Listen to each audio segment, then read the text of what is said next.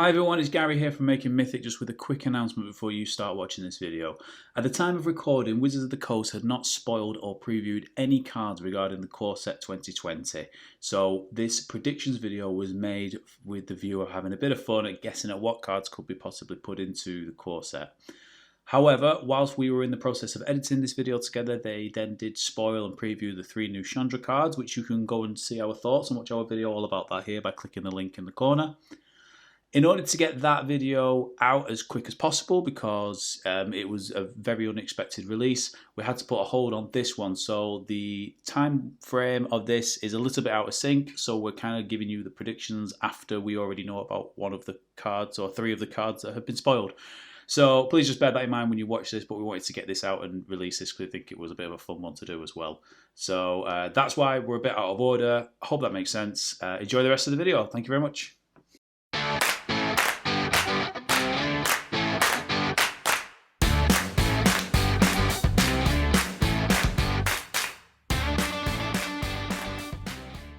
Hello everybody, welcome to Making Mythic. My name is Gary and I am sat here with Romy from Making Mythic. How are you doing today? Excited for the new set? I'm actually really excited for the new set. So in preparing for this, I was having a look at what came out in last year's core set, to sort of get a general gist of things. And actually we're going to be saying goodbye to a lot of really good cards. Cleansing Nova's going, that's a staple in many a deck. We're saying goodbye to the Ajani's Pridemate, we're saying goodbye to the Elvish Clancaller. When you start looking Gutter Snipe, and so many of these, you go, actually, do you know, because in my opinion, I always thought core set was a bit of a, oh, kind of fill it a bit for the summer. It's not really storyline, they're just extra cards. And when you see how many of them make the final cut, because I actually think very few cards in each set make the cut into competitive play. That's true. And actually, the number I've seen that are leaving, I actually think Standard's going to be a very different in September. So I'm quite excited. I have some good news for you though. Oh, go on. Ajani's Pridemate, remember, was printed in War of the Sparks, who's staying in Standard. Oh gosh, it was! Because he went for that other artwork, didn't they? So, yes, which you didn't like as no, much. it wasn't for me, that. But the good news is I can still play with my old prettier ones. True, that is true. Because in my head I'm going, okay, Ajani's Pridemate is going, but he is still modern playable in mono white. Yes. So... But you get to keep him in Standard for a bit longer. I get to keep him Standard for a bit longer. Okay, well see, now I'm already happy. Yeah. The bad news is, what's it called? Leaning War Leader. Yes. That's going. Yes, he is. The beautiful 4/4 who brings 2 friends. I've got 4 for sale now, if anybody wants them. Yeah. No, sell your War Leaders now. I genuinely really liked that card. I think though, like for my Standard deck when Pride Sovereign was in and all around cats, I kind of thought Leaning War Leader would be the new feature of that. Pride Sovereign's just that 1 mana cheaper. That's true. It just is. So. Fair enough. So, said about the War Leader. So the purpose of us doing this sort of pseudo podcast today then is the core set 2020 or M20 is coming out very soon, and we're expecting spoilers to start next week, probably around the 17th. So we thought it'd be quite interesting just to kind of have a bit of a chat amongst ourselves with some predictions for reprints. So core sets predominantly are aimed at a lower power level. They're aimed at a way to get into a constructed standard block for newer players because there's less complicated mechanics.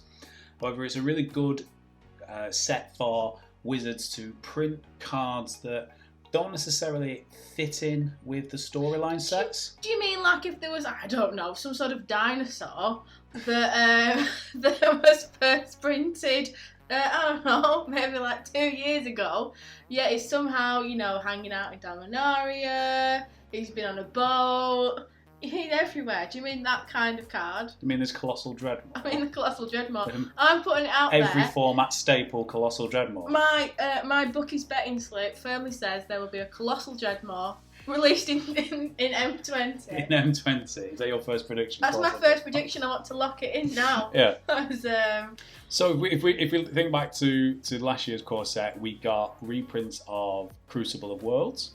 We did. Scapeshift, Omniscience, Reliquary Tower, and these are cards that are sometimes come up in Modern, often come up in Commander, those kind of formats. a little bit in standard, but are not cards that will break standard, but also the cards that are hard to print in a standard set where there's a heavy theme or a heavy storyline. The core sets are a bit more generic, so it's let's throw in Omniscience as a Mythic because we can. Yeah, they've got a bit more license to be a bit off theme with what goes on. It doesn't have to make sense.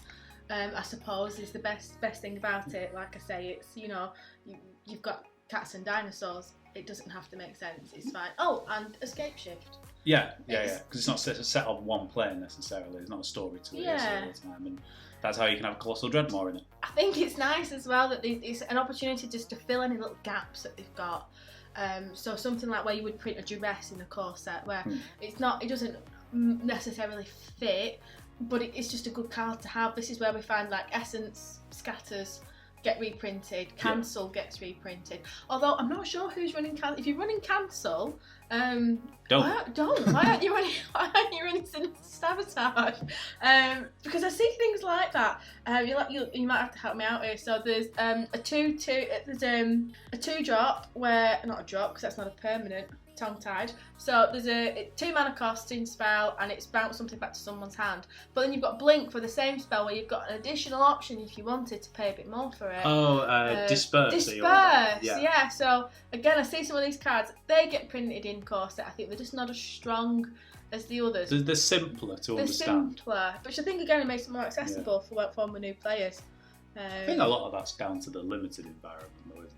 So like you'll get Cancel that people are playing draft. Yeah, absolutely. Don't play Cancel in standard.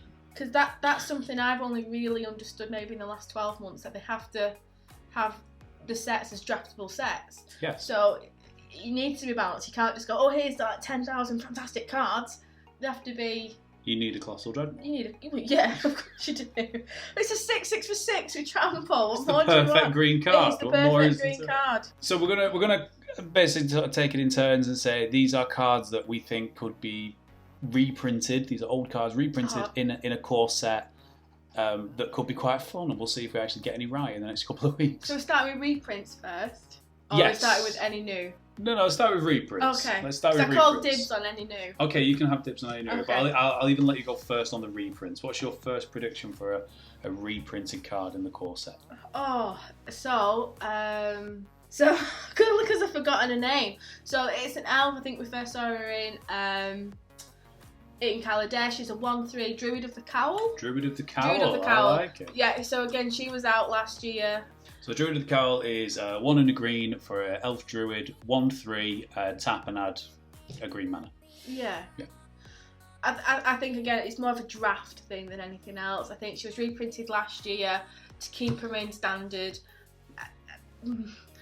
How much play she's actually seen in standard, given that the other, like for Incubation Druid coming out in the September, who is also an elf. So if you want to be on theme, you can be. Yeah. But I think we'll see this one again. I think it's a very simple, nice. Is it Mana Dude? Am I using that term right? You mean Mana Dork. Mana Dork, apologies. It could be Mana Dudes. Could be Mana Dude. Why not? Dudettes.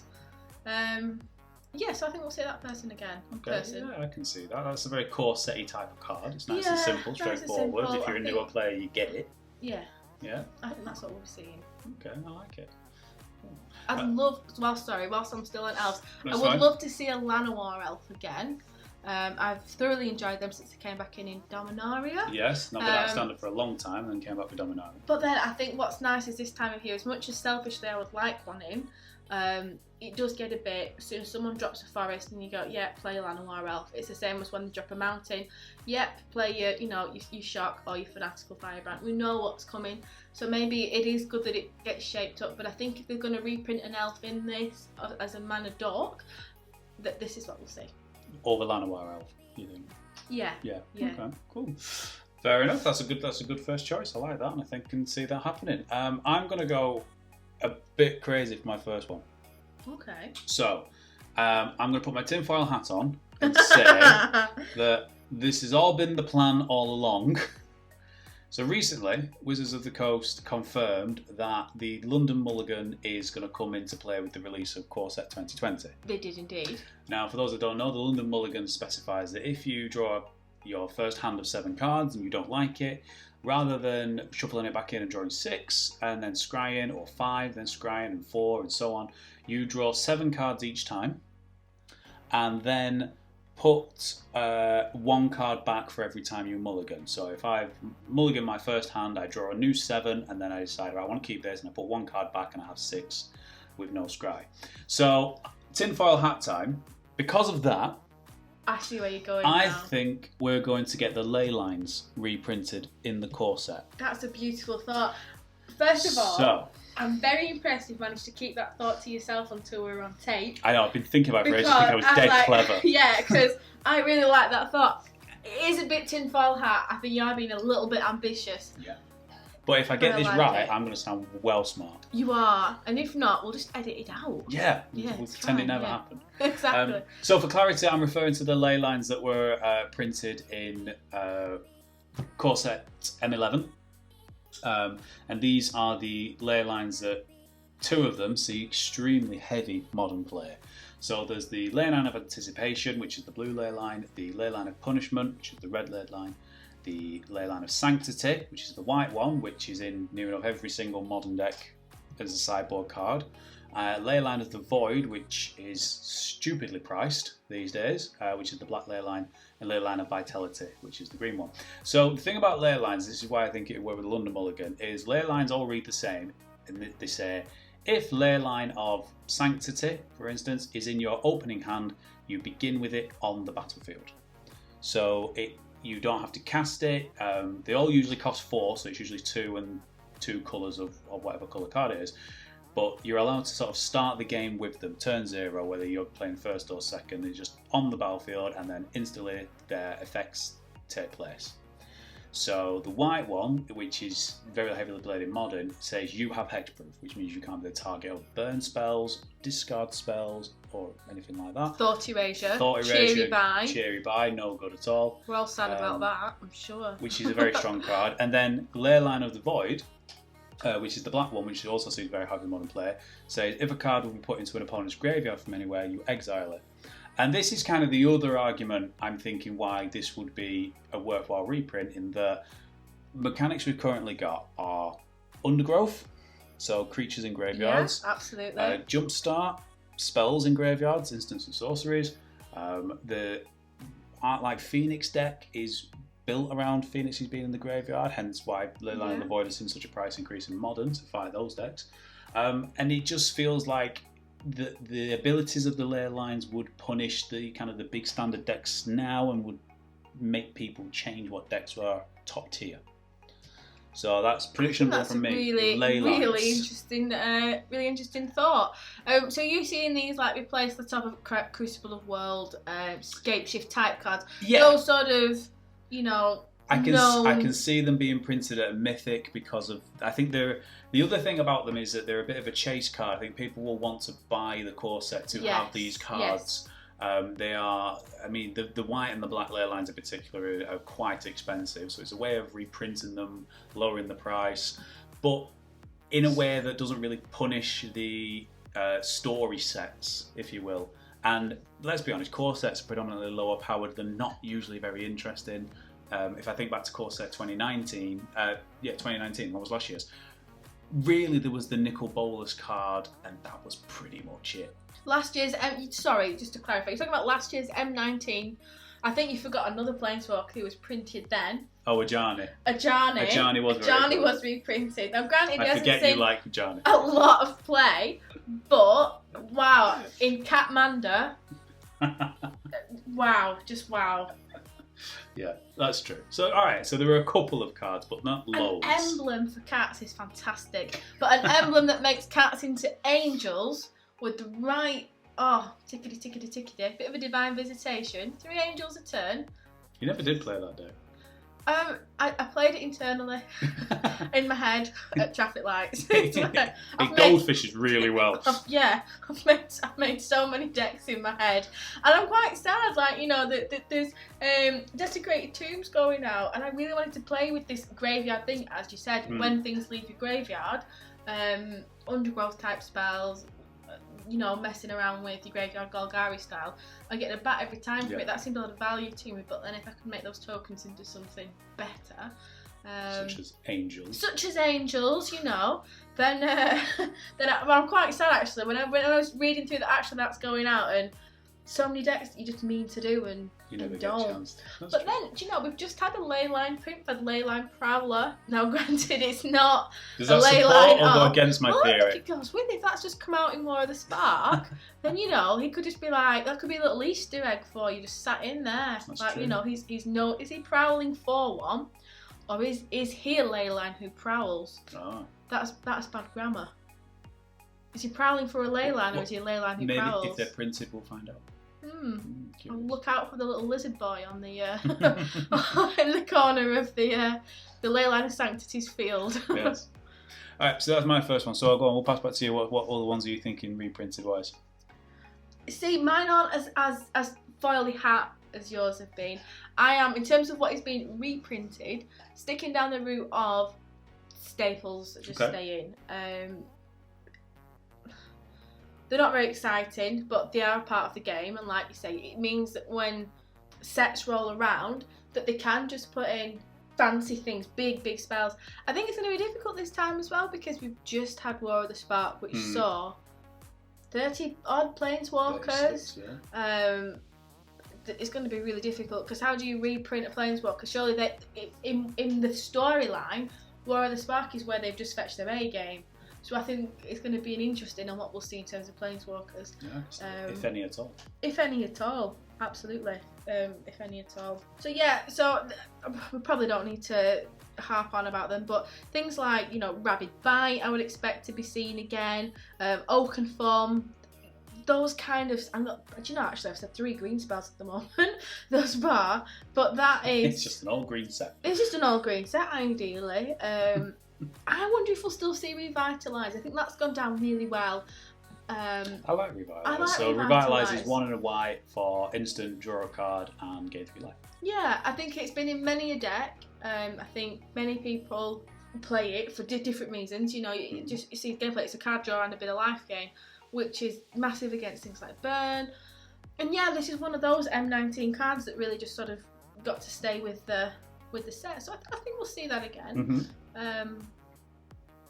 Yeah, I don't think that's ready to say goodbye to yet. Oh, and it wouldn't be okay, so it wouldn't be talking about the core set if we didn't have the Sheevan Dragon.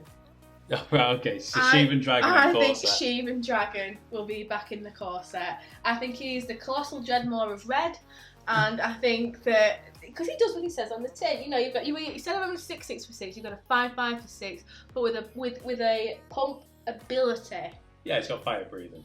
Yeah, it can get +1/+0 for its for a mountain, and I think it's just a staple. It's quite a cool thing, and you got to think about when you're a brand new player, seeing a big red dragon like that's pretty cool. That's what you want to play with.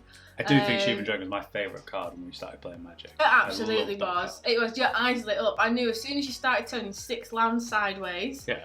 I knew what was coming. It was either this or the Sphinx of Magosi, because you were all about the is it. That is such a good card, that Sphinx of Magosi. It is a really good card. It was the fact that it's a counter, because I remember we didn't understand counters as brand newbies with these welcome decks. So you were just giving it like the plus ability till end of turn, rather than putting counters on it. So just for clarification for those that don't know, so Sphinx of Magosi is 3 blue, so 6 mana total, creature Sphinx, 6/6 with flying, 2 and a blue, draw a card, then put a +1/+1 counter on Sphinx of Magosi. It's insanely good value. I really like the Sphinx of Magosi. I think it's a really good card. I think it's a bit too expensive to see much in terms of real competitive standard Pro Tour play. No, but at your local game store, as a new player, that is quite a nice bomb. And if you can get that down, you're going to do some damage with that. And then again, putting the +1 counter on it, a card draw. But yeah, so Sphinx of Magosi, but I'm definitely thinking Sheevan Dragon's going to be about. Again, not because I think it's going to be played competitively, but I think as nice what you would think of as a bomb type card as a new player, and they're attractive. You want to play with dragons. Would you want Shivan Dragon to be printed with the really old school art, with the big foot? I kind of would, to be fair. That'd be fun. Yeah, I must admit, I do quite like. Oh, now then, who's this chappy here? Is that just like a what printing is this? That's from the Vault printing, so it's on the screen now for if you're watching. It's quite cool. Yeah, I think that was pretty cool. That is a bit burn them all, isn't it? And I think that if you do get your Shivan Dragon at your game store, as you attack, you have to go, every mountain you tap to pump it, you have to go like, burn them all, burn them all, burn them all as you go forward. You have to go full Daenerys. Full Daenerys, yeah. And if they don't laugh, then you need better friends. Yes. So. Alright, so we'll move on to another card, if that's cool with you. Yeah, of course. So yeah. I'm excited. I can't believe you managed to keep so much quiet. Oh, I know. So my next one is a very much a long shot, but I was thinking about artifact cards are generally quite well printed core sets because they're colourless, they fit with anything, but also they're tricky to kind of put into a story. So I think Ensnaring Bridge would be more than fine to print in a core set and put into standard. It's heavily played in modern. It's a very expensive card. The lowest prices of it started around $33, so it's silly expensive. I don't think it'd break standard either. So it's broke me. I've had to read that 4 times to fully understand what it's telling me. So it's only a sentence. So Ensnaring Bridge is a 3 mana artifact. That's 3 generic mana. Creatures with power greater than the number of cards in your hand can't attack. So if you have 1 card in hand, creatures that are power 2 or more can't attack. Just plain and simple. Can't do it. Yeah, I don't see it being played super a lot in standard. I think it's very much a modern thing because modern's a very fast format where you get lots of cards out of your hand very, very quickly.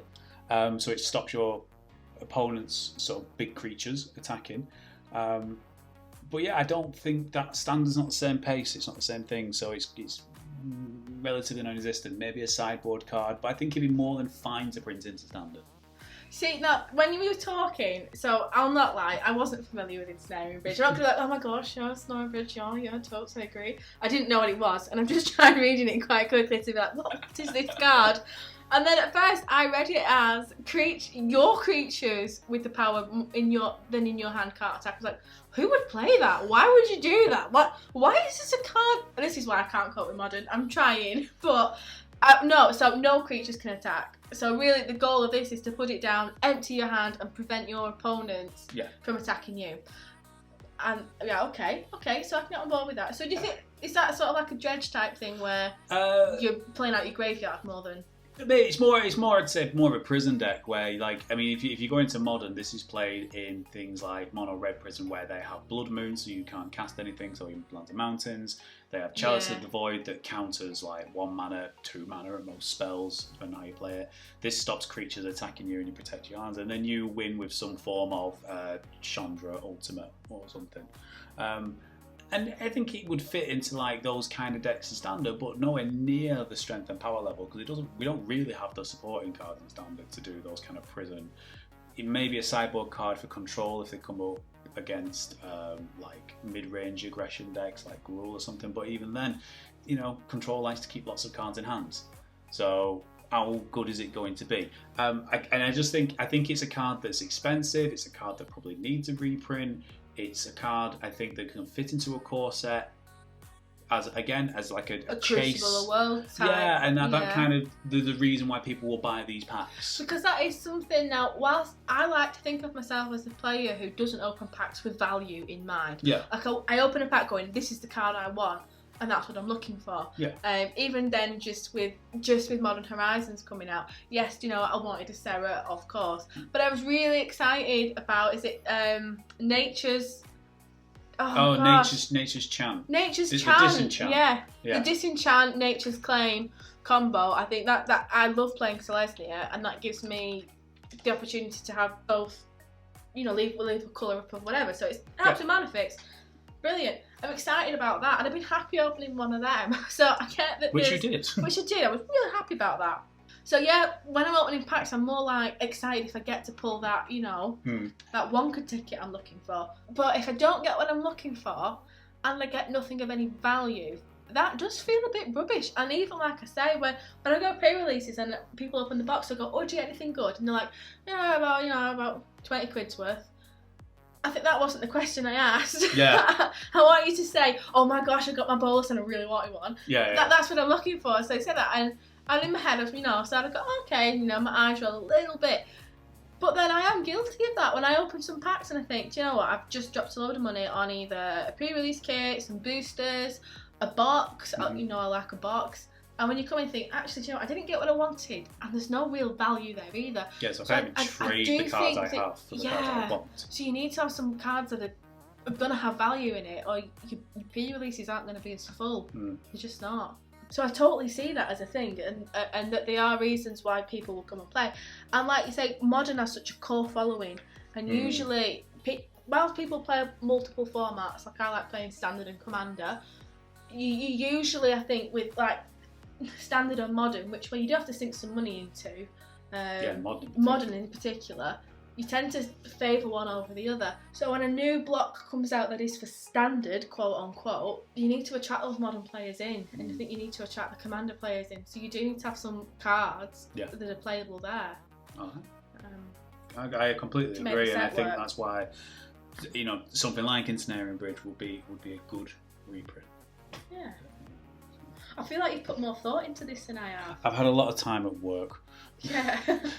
Where I should have probably been working, and just thought about Magic cards on my dinner. Anywho, so anything else on from your side, from the world of reprints? See, I haven't got anything all that foil hatty like you. You've gone to town a bit there. In my head, I was just thinking more about we'll see things like, Tranquil Expanse, all the tap jewels, etc. Yeah, so no, in terms of like anything that I think of a reprint that I'll go, ooh, no, is my short answer. But I'll put my tinfoil hat on in a moment for what I think's coming out. See, that's where you might ask me, because I haven't even thought about that. But I will thought about, Gary. I will say that you mentioned a card earlier that was definitely on my. I really want to see this reprinted just because I wanted to stay in Standard, and that is Duress. Yeah. I think Duress is just one of those little perfect cards that should just always be in Standard. Like a negate type card. Yeah, it's a staple of its colour. We reprint Cancel, which is a terrible card in near enough every single set. But Duress is just that brilliant little 1-mana black common, discard a non-creature, non-land spell. And I just think it's in the sideboard of so many decks. It really gives you game against control if you're in black. I personally like it when I discard my opponent's hand. That's how I like to play. So, there is a bit of personal bias there. Yeah, we love it when you do that too, Gary. Yeah, turn 1 Duress, turn 2 Thought Erasure. Just brings me all thoughts of pleasure. See, things I won't be sorry to say goodbye to, if it's alright. Yeah. I won't be sorry to say goodbye to the Transmogrifying Wand. Oh, the Transmogrifying Wand. What a great... And that's not because... it hampers gameplay, it broke the meta or anything like that. It is because some jank person has put it in some jank deck at some point, which I've not even thought about sideboarding for in any fashion. And then next thing you know, oh, what's that? Cheery bye, Lyra Dawnbringer. Here's an Ox. Like, what is that? But it's just stupid. It needs to go. I'll read this card.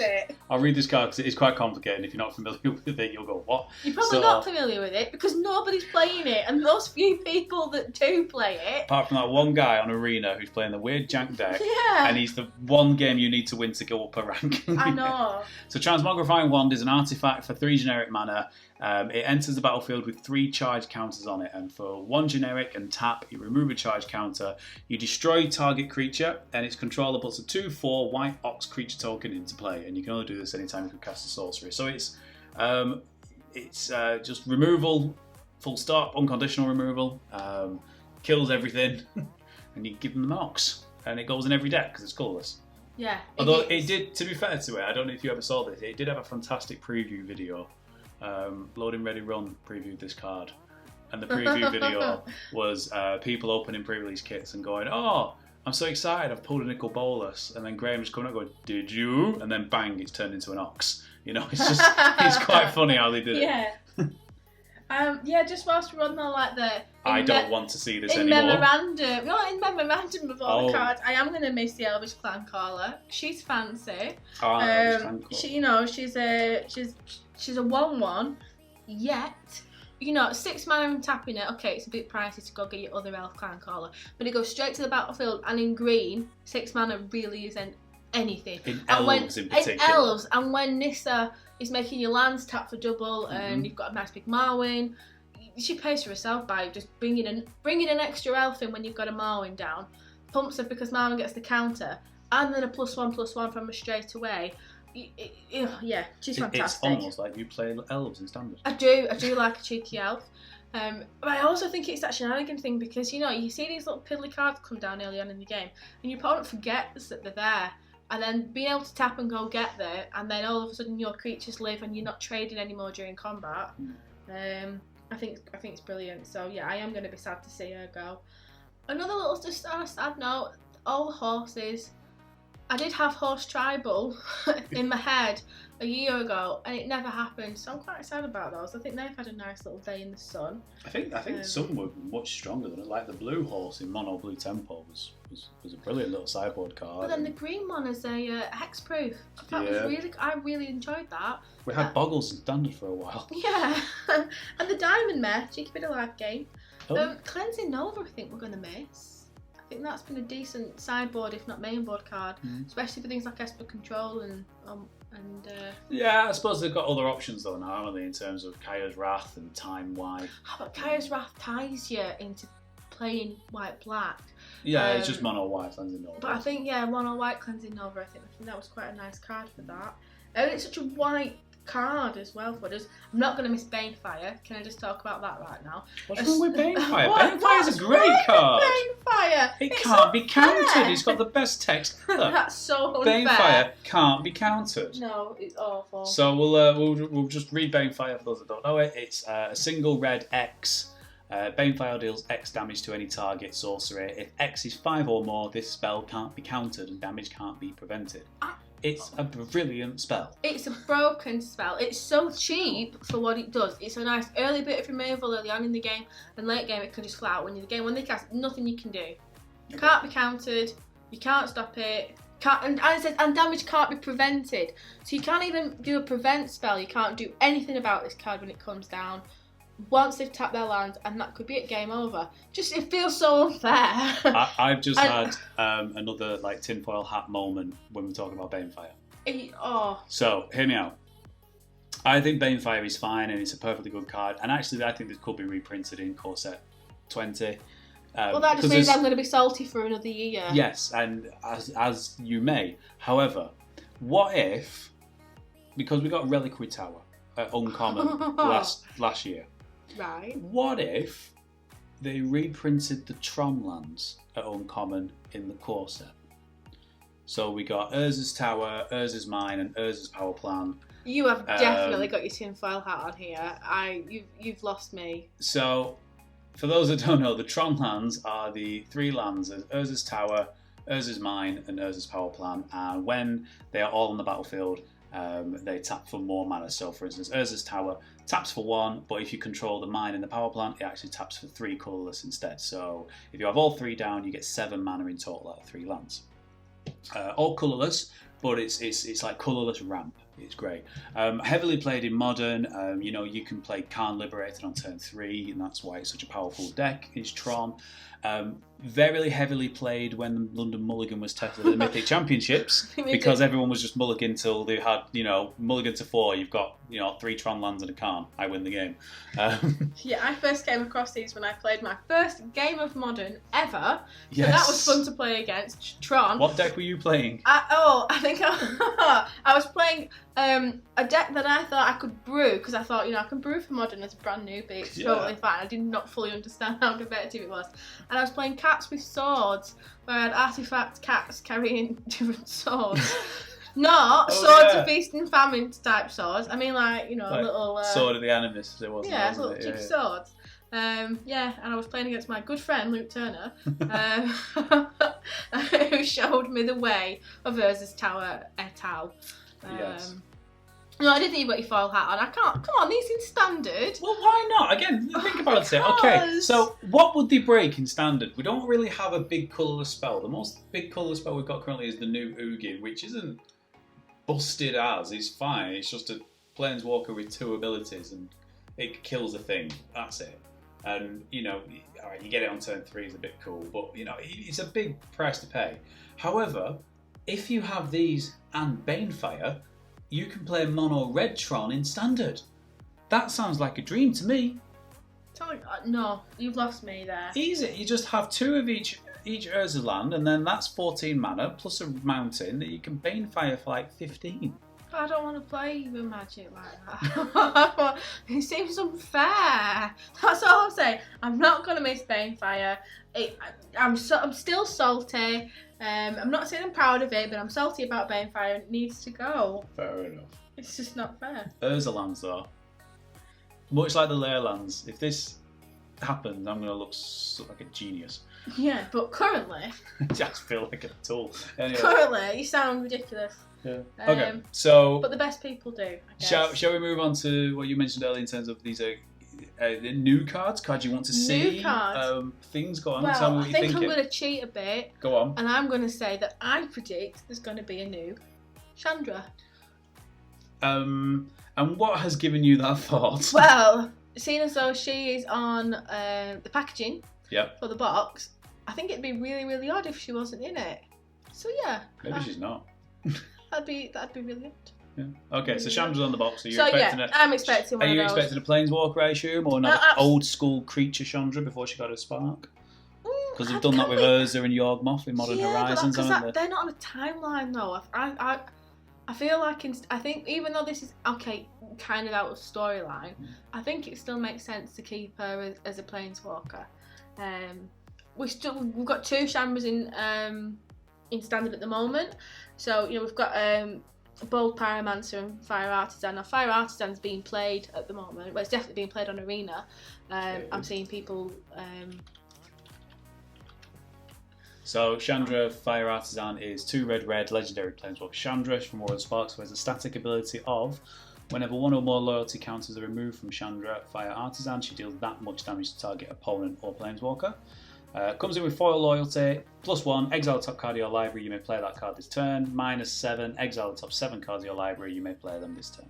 So seeing a lot of playing Mono Red Burn as the top end, definitely. Well, again, this comes back down to just reading the card, and you know, it's something that I genuinely try and do, and I can read, I promise.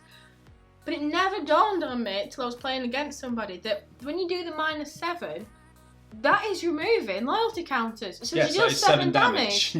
And that's insane, that, because you read it, you sort of go, okay, so if I just don't attack her, I won't remove any loyalty counters, I can ignore her and try and race you out. But I never even dawned on me till it first happened. It's like, of course, because that's what you do, you're removing loyalty counters. And it's not that you're removing them through damage or anything like that. So that -7 might as well basically say, deal 7 damage, and look at the top 7 cards of your library. Yeah. In burn, if you've already dealt 7 already, you probably only need to find like a lightning bolt or a shock, or just a couple of those little ones just to finish it off. Yeah. So whilst I think she's being played, I can't imagine the new Chandra being quite as powerful, because I think you might go down a different route, so like +1, deal 1 damage to something. Or... Yeah, or maybe you see one that like adds mana, so that sort of to ramp into a Banefire kind of thing, rather than because this at the moment is kind of a lot of card advantage basically. That's what she's there for. She's dealing damage if you try and stop her, and she's giving you that card advantage in red to cycle through your deck a bit more. Okay. So I imagine if I'm seeing one, I think she's going to be like, you know, like +2, add 2 mana, this will do X, Y, Z, Chandra things. A bit like Chandra Torch of Defiance or Old Lady Jaya. The Old Lady Jaya, yeah. Did a similar thing. Okay, cool. Yeah. Okay, I can say. Well, we think there is definitely going to be a Chandra card in this. Yeah, absolutely. And we don't know what's going to happen. it's not hard to guess. It will just be like damagey type things, because that's what she does. You know, she's not going to say +1 gain 3 life and go find a land, is she? So how great would that be? No. Yeah. So yeah. Okay. First one I'm expecting, new Chandra. Okay. Anything else you're expecting prediction wise? New things. I'm expecting a couple of planeswalkers. I think, like we say, we saw Nicobolas last year. We talked about Johnny, which you casually mentioned didn't happen. We also saw Vivian Reed, who saw quite a bit of play. Yes. Came out last year. Tezzeret came out last year. Not seen as much play, but in some decks he's been there. Yeah. So yeah, there's been some. Yeah, because there was one of each colour, wasn't there? And then Nicobolas was like the flip walker. Yeah. So there was one of each. So maybe we've got the same thing. Maybe there is. Do you think there's going to be one of each colour this time round? Yeah. It's strange now because spoiler if you don't know, but Gideon died. True. So then that makes me think we'd be expecting another Johnny as the White Planeswalker. Unless I've forgotten somebody. Is anybody else who would fill that? Well, there's Teo, who's just been released, hasn't Oh, the new guy. yeah. Make a Wall. Oh yeah. He's white. The Wanderer is white now. Elspeth's white, but quite dead. Yeah, again, very much dead. Okay. So I feel like Not as dead as Gideon. Gideon No. is dead. Elspeth's kind of dead, but could get better.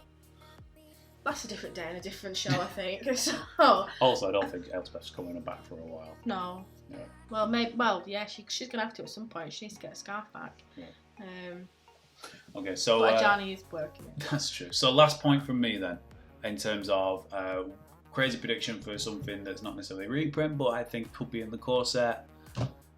Infect. Whoa, you totally stole my thunder! What were you going to say? I was just about to talk about that. Okay, right. Well, we'll No, put that out. spoiler alert. Just because we share these things, as pillow talk, doesn't mean you get to announce to the world my tinfoil moment. Tell me about Infect. Why is it in the core set? Well, I've noticed for a while now, there's been a teaser Easter eggy card that says, things like players can't gain counters, remove counters from target player. There's been a few teaser cards out. There's that, what was it called? It's one War for the Spark. It's 1 black mana and it's remove 5 counters from a creature, planeswalker, or player. So this is Spark Harvest. Oh no, that's It's not the right card It's at all. definitely not. I'm lying to you. I'll look it up. You carry on talking. I'll find out. So we've just had this big Planeswalker battle, War of the Spark, epicness. And we've seen the storyline that's been going on since Kaladesh, which came out in 2016. So we're talking 3 years later. So this is the card. Sorry, I found it. It's Price of Betrayal. Single black sorcery. Remove up to 5 counters from target artifact, creature, planeswalker, or opponent. Opponent being the key word now. So that makes me think of infect counters straight away. Yep. Now then, this could also be experience counters. It could be experience counters in Commander. It could be energy counters in Modern. Not that sees much play, but it's possible. Yeah.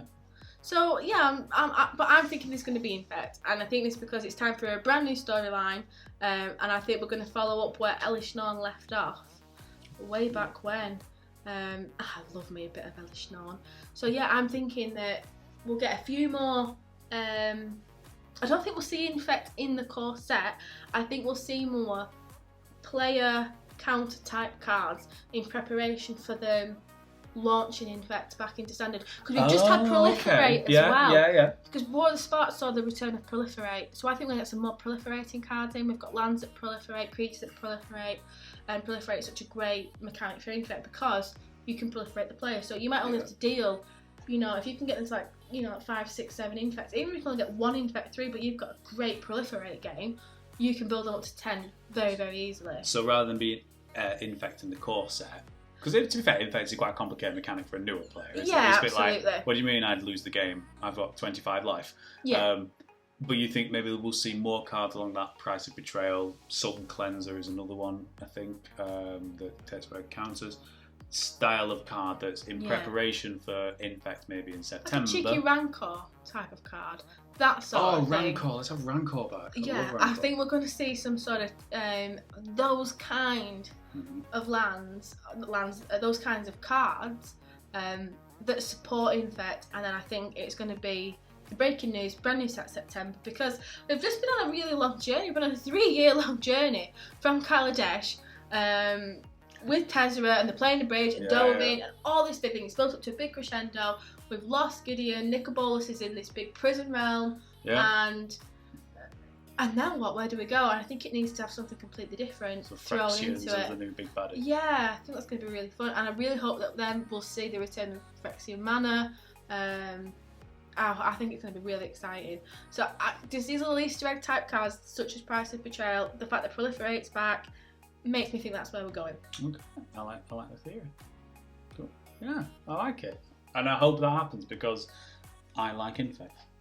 I quite like it. I'm excited to play with it. I think it's a fun mechanic. I think it's a different way of playing. And it might see it pick up the pace a bit. At the moment, I feel like I'm locked into... If I'm not playing mono red, I'm playing a really, really long game. Yes, that's true. It. I'm either playing like a mono red type thing that kills me quickly, or I'm playing some sort of Esper control, drawn out, long... Simic, big build up to a Hydroid Crassus type deck, and my game was going on for quite a while, and I think Infect will give that other speedy. That's the great thing about playing Infect in Modern, you don't have very long rounds. Yeah. You get a lot of downtime. You win or lose, and that's that. Yeah, it's like you're either won by turn 2 or you're dead by turn 5. Easy. Bring a book, it's great. So I think that's pretty much everything we were going to talk about.